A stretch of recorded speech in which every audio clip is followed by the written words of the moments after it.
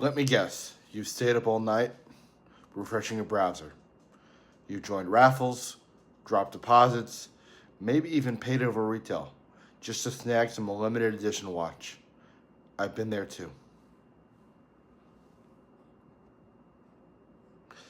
In fact, there was a time where chasing limited editions felt like the pinnacle of watch collecting.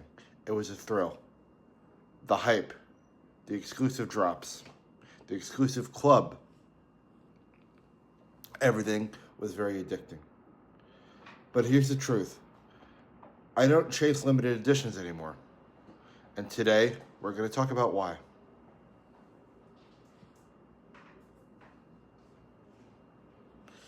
I think first and foremost, the real reason is FOMO, and I think that's why a lot of people go out and purchase these limited edition pieces. Limited editions are known to trigger that fear of missing out that you get if you don't purchase yourself that limited edition piece. When I look back, I actually didn't wear the limited editions as much as I wore standard pieces. Actually, when I look back, it was never the hype that really got to me. The pieces that I wore were more connected to me personally, and I think that once that hype dies down and you look at what you actually wear, 9 times out of 10 that limited edition watch is not part of the rotation.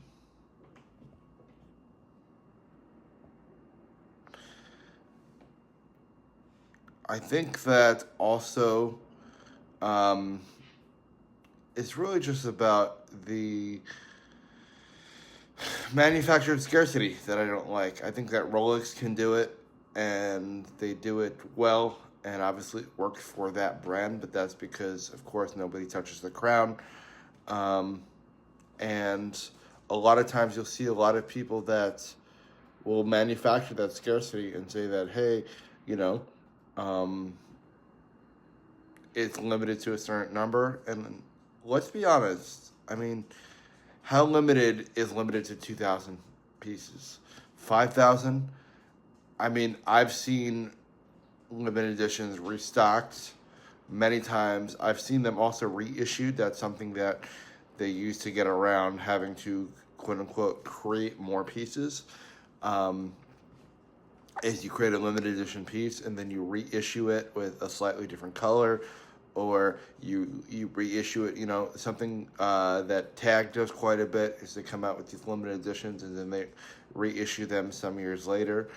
So to me, it's not rarity. If you're into watch collecting for the rarity and the prestige of watch collecting, I don't think that coming out with these limited editions and saturating the market in them is rarity when it comes to watchmaking. I think that a lot of people focus on marketing when it comes to the limited editions of it all. A lot of times, these reissues, like I said, are just a different dial color and in a fancier box. Sometimes it's super cool. You have something like a Tiffany. In that regard, I think it's really awesome. Or, hey, maybe you have a racing inspired piece. Excuse me. But I think for the most part, a lot of these limited edition pieces are just a repackage of a lot of the same stuff. I think, the third thing that makes me not want to chase limited editions anymore, as from a seller perspective, is how they react on the secondary market. In that resale game, it's absolutely brutal. Most limited editions tank. I think a select few will skyrocket, but unless you've got a crystal ball or you have influencer status, it's really just gambling.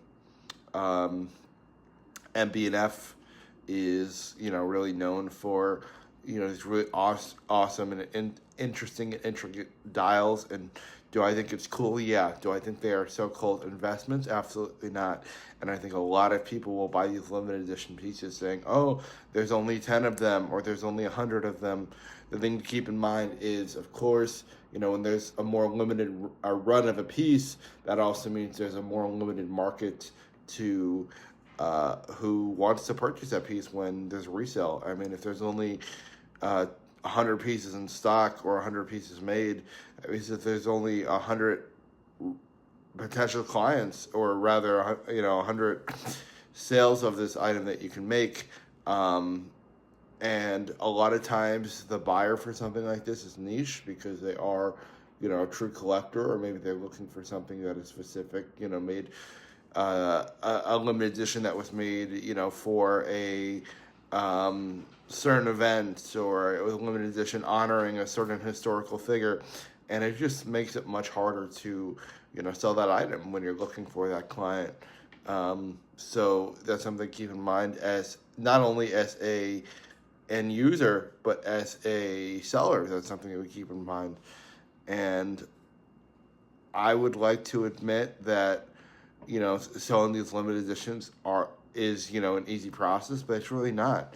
It's a lot of education, and it's quite a bit of a, I don't want to say a burden on the seller, but you have to really think about, how the watch makes the client feel, and really educate that client to make the best purchase decision for them. And sometimes that could be really hard as a seller. You have something like here, perfect example, this gorgeous Breitling that we sold. This is a Breitling.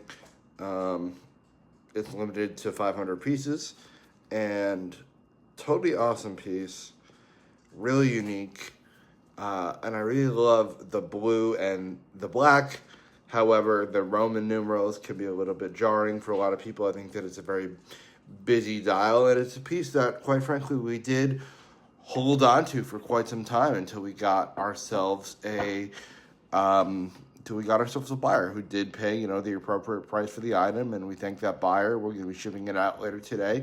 But just the idea that, hey, as beautiful as a piece that this is, and it's limited to 500 pieces, how many, aircraft-inspired Breitlings are going to come out in the coming years that make this piece potentially less valuable?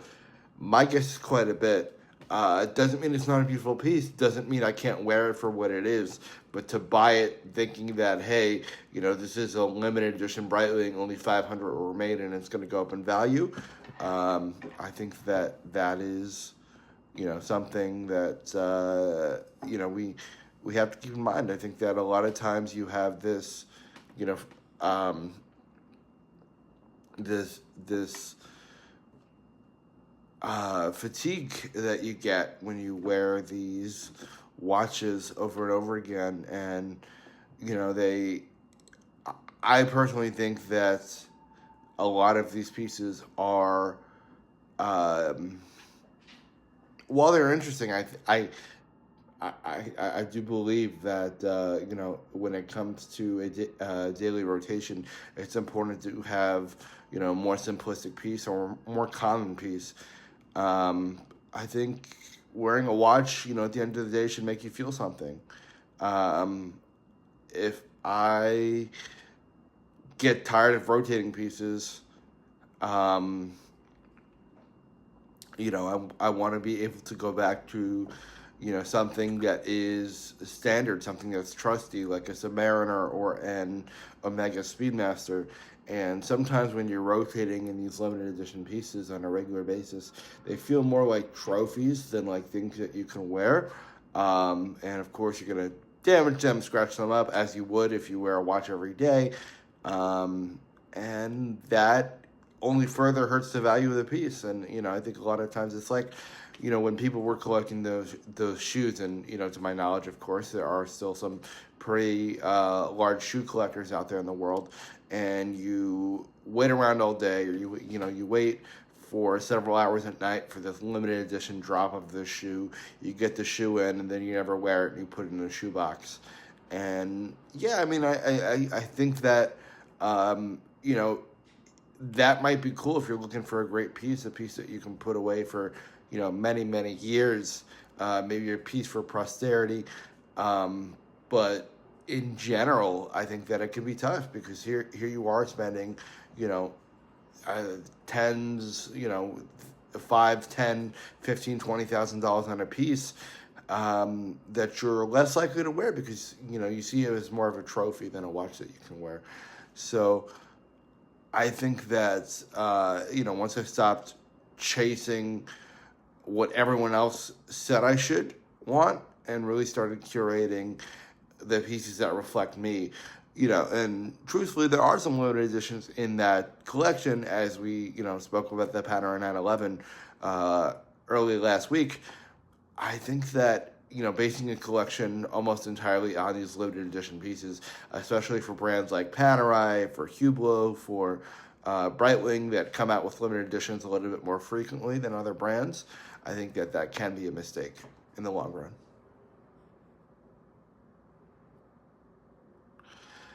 So, I mean, again, here's what I do instead. Now I really focus on timeless designs and strong movements, pieces that really start with a story and they aren't just scarcity pieces that I can still appreciate. And, of course, I still do have some great limited edition items in my collection, but I don't chase them. If they come to me, that's great. If one is offered to me at a great price, that's awesome. But I'm very rarely trying to overpay for these limited edition pieces, unless I'm, a true fan of the brand. And, again, there's nothing wrong with that. The beautiful thing about watch collecting is you can build your collection however you like. It is a personal expression of yourself. However, for me personally, I find that having maybe, 1, 2, maybe 3 limited edition pieces in a collection of maybe, 12 to 15 pieces, I would say, is more than enough. And, when I look at these pieces, I'm never fooled into believing that, hey, Breitling is making this 1 of 10 piece and we're never going to see it again, because the amount of times that I've done that with Panerai in the past, or I've done that with other brands in the past, and they said, hey, we're coming out with a, lovely limited edition piece, only to reissue it 5 years later and then tank the value of that limited edition piece that I purchased for myself. I mean, I can count almost on 2 hands the amount of times that I've done that. So, to me, I think it's a mistake? No, but I think that it is a lesson that if you want to be that certain kind of collector, there's nothing wrong with that. For me, my aspirations in this hobby and in this business are different, and they are for everyone. So, that's just kind of my thoughts and opinions on, these limited edition pieces. So again, if you've ever felt burnout, or you've got a drawer full of watches that don't really speak to you, then, try that limited edition piece if, it might be something interesting. But I, again, would never go out and purchase, a large quantity of limited edition pieces thinking that they are, quote-unquote investment pieces. With that being said, let me know in the comments if you ever regretted a limited edition watch. What was it?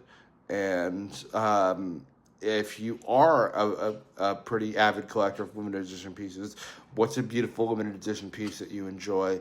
If there's a story behind it, I'd love to hear it in the comments.